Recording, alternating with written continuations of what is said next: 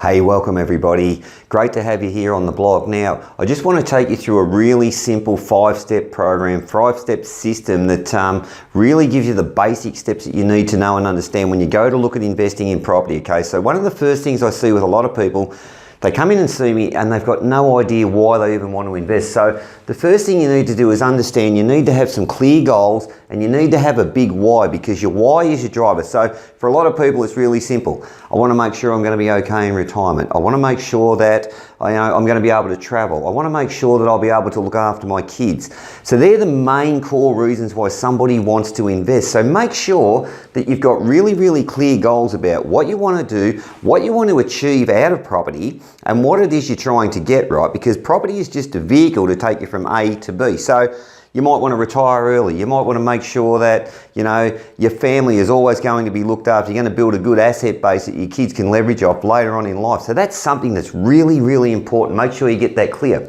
The second thing you need to do is get yourself financially assessed, okay? So you need a really good, sharp finance broker who knows and understands property and property investing, because the way you set your money up, the way you structure your loans will really, really determine how you move forward and how you're able to leverage yourself, leverage your money. And this is what rich people know. They know how to leverage. When I first started investing almost 20 years ago, I learnt the power of leverage. So that's knowing how to take money, pull it out of an asset, leverage off a bank, and use that to drive money to put it into an asset that builds and grows. And that's why we're talking about property, okay? So get yourself really financially assessed. You need to understand your BC. Now, your BC is what's called your borrowing capacity, okay? No point going out looking for property if you don't even know where you sit financially, what can you potentially borrow, and what can you comfortably afford to do, okay? So knowing the numbers and understanding the numbers inside property with the finances is really, really key.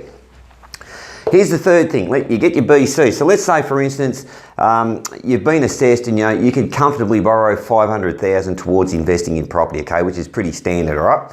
Then you need to go, well, okay, now where's the location? Where am I going to go to try and find a type of property? And you also need to understand there are different types of properties in different types of locations. So some of the key things that we do, and I'll talk to you in other blogs a little bit later down the path, is that when we're looking at location, we're looking for a few key things, okay? So we're looking for infrastructure. So we're looking for schools, hospitals, we're looking for transport, we're looking for shopping centres, we're looking for major developments, okay? So where there's big infrastructure going on is one of the key areas because we're now looking for population growth. We're now looking for jobs and employment, okay? So they're the sort of things we're looking at when we're talking location.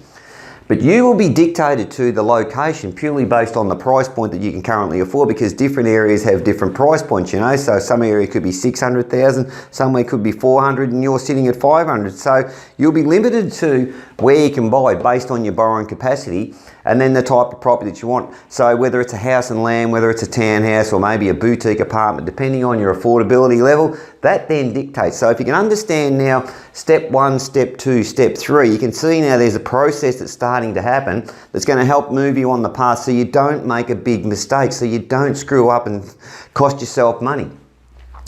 The fourth thing that I think you really need to do is you need to have a really good team of advisors around you. Now, when I started back in 2000, I didn't have anybody helping me, I didn't have anybody teaching me, I didn't know what I was doing. But to be honest with you, I got a bit lucky and I got in, early 2000s before the next boom started to tick off. I didn't understand all this stuff back in those days, and I was lucky to get through it the way that I did. I made a few mistakes, don't worry, but at the end of the day, I found the best thing that you can do is have a team around you. So here's what you need.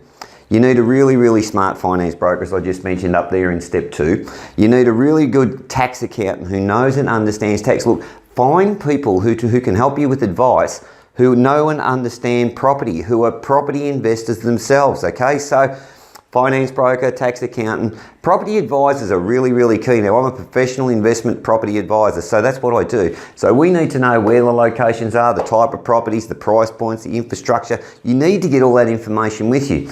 You need a really good property manager who's going to help you out. You need a good legal conveyancer who will help you understand, take you through the contract to make sure you know exactly what you're signing, okay? So I've got an independent legal conveyancer who does all my clients for me, all right? That's the sort of team that you need to put around you who can help you and help you grow and help you build your wealth and help you advise you along the way on how to do it.